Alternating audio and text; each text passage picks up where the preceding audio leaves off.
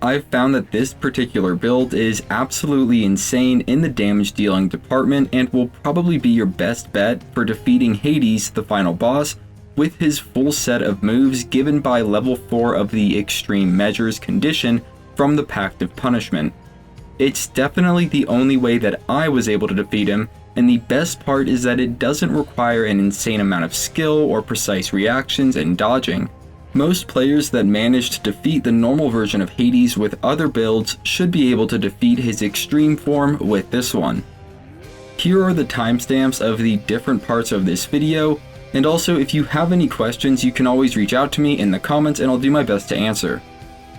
Now, in order to get the 4th level of Extreme Measures for the extreme version of the Hades boss fight, you'll need to purchase the Extremer Measures work order from the house contractor, which will require you to completely clear the game a total of 11 times. That being said, I don't think you need the 4th version of Extreme Measures to put this build together, and I think it's going to be really strong in any situation. Alright, with that, let's get on to the build. So first, the weapon, which is going to be the Lucifer aspect of the Adamant rail. I recommend using the Hades wiki to see the specific conditions to unlock this hidden aspect, but in the sake of time, that's as far as I'll go into it for this video.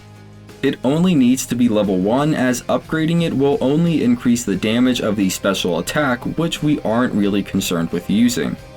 For the Keepsake, I recommend the Pom Blossom, which is what you get after gifting your mom nectar, which means you can only get this once you've fully completed a total of 10 runs through the game.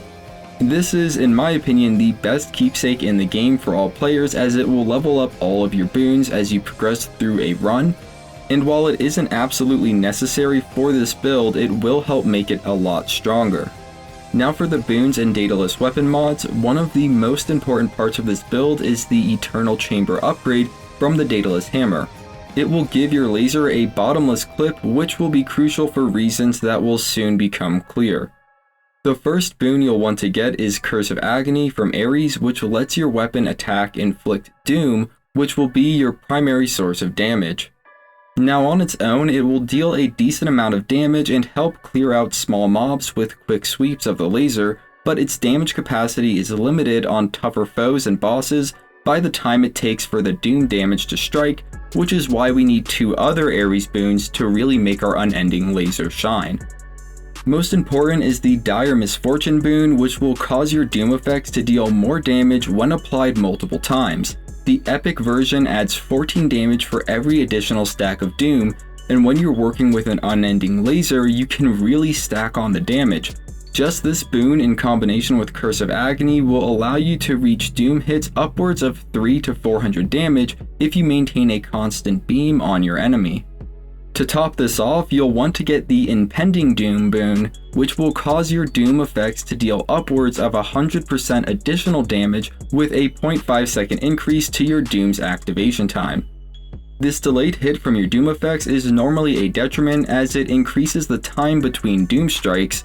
However, combined with the Dire Misfortune boon, it's actually a benefit, as it allows you to stack on even more hits with the laser before the doom effect goes off, leading to massive damage numbers, upwards of 900 damage with a constant laser stream on your target. That's basically all you need for the core damage of this build, although I'll circle back and bring up some other perks to help enhance damage output later on. First, I want to talk about essential boons to work in some survivability and help you stay alive in that final boss fight.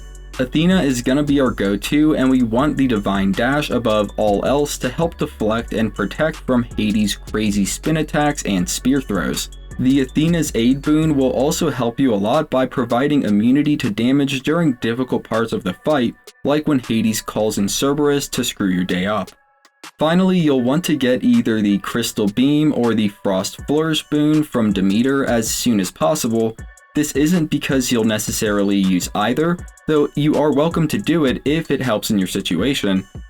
The reason why you want at least one of these is to meet the offering requirements for getting the Stubborn Roots duo boon from Demeter and Athena. This boon gives you life regeneration, 1 HP every 0.8 seconds, when you've used up all of your Stubborn or Death Defiance revives. This is probably one of the single best boons to have and will immensely improve your chances of success. From what I've seen, you'll usually be allowed to have boons from 2 additional gods during your run, so 5 gods total, and one of these gods will basically always be Hermes. From Hermes, try and get these boons in this order of importance. First is Greatest Reflex, which will allow you to dash up to 3 more times in a row, and greatly increases your ability to avoid taking damage when combined with the Divine Dash ability. The second most important is going to be the Swift Strike, which will allow your laser to land damage ticks up to 40% faster, which equates to 40% more damage when you don't have to worry about reloading. Pretty much tied with Swift Strike and how important it is the Hyper Sprint boon, which will give you Sturdy whenever dashing around, which decreases damage taken by 30%. This makes it so that even if you don't dodge at the exact correct time and so you still take damage, you'll at least take 30% less damage.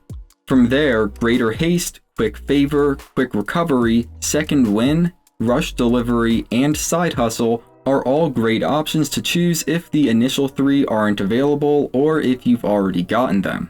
That just leaves one more god to potentially get boons from. For my take, I would steer clear of Poseidon, Zeus, and Aphrodite. You'll either want some choice boons from Artemis to increase your damage output, or from Dionysus to increase your survivability. From Artemis, you'll want to get pressure points first, which will allow any of your damage to critically hit, and this boon will also fulfill the requirement to then allow you to find the Support Fire boon, which will up your damage output considerably. Clean Kill is another good choice if Support Fire isn't an option or if you've already gotten it. Alternatively, you can go with Dionysus boons, mainly the Positive Outlook, which gives you significant damage resistance while at or below 40% health. Strong Drink and Premium Vintage are 2 other perks that are very helpful if you get them early on. Some other good Daedalus hammer upgrades for the Adamant rail include Flash Fire, which will allow you to start shooting the laser quicker and with 15% increased range. Piercing Fire, which will allow your laser to pierce enemies and deal bonus damage to armor.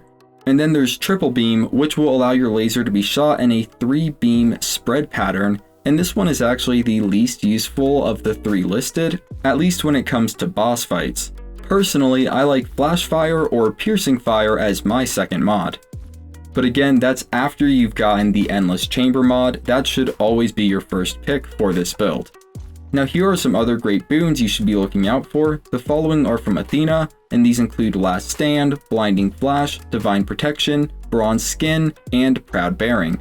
From Ares, there's Blood Frenzy and Urge to Kill.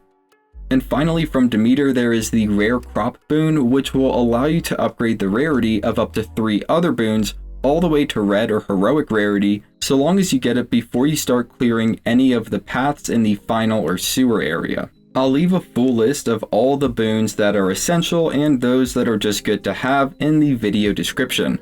Now that's a pretty specific set of boons, and you might be wondering how you can manage to put this build together. The short answer is that it can't be done every run. For one thing, the Endless Chamber upgrade from the Daedalus hammer isn't always available, which will drastically reduce the effectiveness of this build, and that's why the most important thing to do is to recognize and preserve a run where you get the Endless Chamber upgrade early on. To preserve a run, pause the game and click Give Up. This will essentially revert you to before you began that run. The run itself won't be identical in terms of all the rooms and upgrades you find. However, the initial boon or Daedalus hammer that you find as you leave the House of Hades will always be the same and have the same options, as will the rewards from the first chamber that you can enter. And at least in the version of the game that I played, you can use this method to preserve a good start to a run even after you've had a killing blow dealt to your character, as long as you're quick to pause the game right after that killing blow is dealt. You can also just do this in the event that your run is ruined by getting a boon from a god you don't want, among other run ruining situations. I actually ended up doing this a lot with my run that started with an Endless Chamber upgrade for the Daedalus hammer, followed by a Gate of Erebus that would have its rewards altered to an Ares boon after a single use of Fated Authority. Everything following that was randomized, but having such a good start was extremely helpful in getting the right build going. I should also say that any runs that start with a Daedalus hammer that doesn't give you the Endless Chamber, in addition to any runs that start with a boon from Poseidon, Zeus, or Aphrodite, are all probably lost causes. And I mentioned Fated Authority and EREBUS gates and want to explain each of those briefly. So Fated Authority is the final perk from the Mirror of Night, and will allow you to alter the rewards of any chamber, excluding the special event and shop chambers. Chamber rewards are split into two categories. The first category includes lesser rewards like Nectar, Keys, Gems, and Darkness, and because it will always re-roll the reward to one of these 4 specific reward types, these chambers generally aren't worth wasting your Fated Authority uses on. The second category are the greater rewards, and that includes any single boon, duo, or versus boon where you get one boon from 2 gods that you already possess the boons of. And it also includes gold, pomegranates, heart or health upgrades, and occasionally a Daedalus hammer. I usually use Fated Authority on these chambers if it's a pomegranate, as I have the Pom Blossom Keepsake to upgrade my boons, and will settle for gold or a health upgrade, but am mostly hoping for a boon from a good god like Ares, Athena, Demeter, etc. I'll also use a Fated Authority on single boon chambers if it's from a god that I'm trying to avoid, like Poseidon, Aphrodite, or Zeus. Try to conserve the Fated Authority for those situations. If you are stuck getting a boon from a god that you don't want, it can completely ruin your run by precluding your ability to get boons from the gods that you do want to get boons for. Now about EREBUS gates, these will not spawn unless you've purchased the Gateways EREBUS work order from the house contractor for 5 diamonds. EREBUS gateways spawn in a similar manner to Chaos gateways, but are otherwise different. They generally will have a greater reward. Ideally, you can make it a boon from a god you are looking for by using Fated Authority, and the rewards are 2 times what you would find from a regular chamber, so you can get twice the health, 2 ranks for a boon, or 200 gold, or a boon selection with twice the likelihood of getting a rare or epic boon. The tricky part is that you need to avoid taking any damage while clearing the encounter in these gateways in order to get the reward, otherwise you basically get nothing. With a heat level of 10, which is what you'll have if you just have the Extreme Measures level 4 activated, you'll be able to access the EREBUS gates in both Tartarus and Asphodel, the first 2 zones, and I usually don't have a problem clearing them without taking damage, but it is a risk to consider. After completing a gate of EREBUS, you'll get 3 separate gates to choose from as an exit. These can be all lesser rewards, in which case the widened selection isn't too helpful. However, it can also be 3 greater rewards, which includes a potential choice between boons from 3 different gods for your next chamber reward. That's the best case scenario, as it's pretty likely that at least one of those 3 boon rewards will be from a god that you're looking for boons from. This might not need to be mentioned, but I'll add that getting any of the beneficial work orders from the house contractor will definitely improve your odds of success. Gemstones, Brilliant, Nectar, Vintage, Chthonic Keys Faded, and Darkness Pitch Black. These 4 upgrades will make each of the 4 lesser rewards provide some sort of benefit during the run that you get them in, and the Urns of Wealth work orders will help you accumulate more gold. Likewise, the 3 work orders related to Infernal Troves will give you another source of more gold among other rewards. Now it's time for the final part of this video, which is going to be some general tips for fighting Hades. The first phase can be very difficult with Extreme Measures, as the new mini-boss adds are a huge pain to deal with, so try to stay quick on your feet and distance yourself from Hades, putting one of the 2 stone pillars between his line of sight on you when possible, and handle the adds first before focusing some damage dealing on him. Also make sure to destroy the little skulls by landing some hits on them, as the damaging pulse they release after a short timer reaches 0 is just more added chaos to deal with. In the second phase of this fight, first dodge over Hades' damage pulse that he releases when he first recovers, use the stone pillars to take cover from his laser blasts, and otherwise fight him similarly to how you would in the first phase.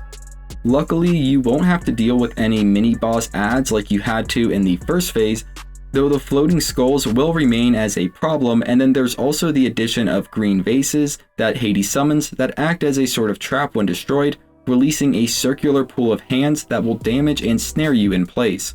I try to shoot these from a range or dash near and then away from them to stay more mobile while also destroying them. Hades' own attacks can destroy the vases, and he will occasionally use a new healing move where he heals a significant amount of health from each vase on the field. One final addition to the second phase is that Hades will call in Cerberus for assistance one time during the fight. Cerberus releases a carpet bomb style attack that can deal up to 50 damage or more and is very difficult to avoid. I really like to keep at least one charge of Athena's aid call to completely negate this attack.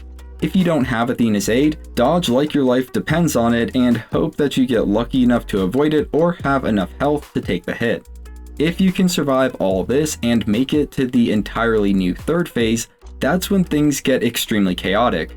First, again, dodge over his damage pulse that he releases after he first recovers, and from there a dark fog will settle over and obscure anything outside of a short range from yourself, making it impossible to stay completely aware of your surroundings.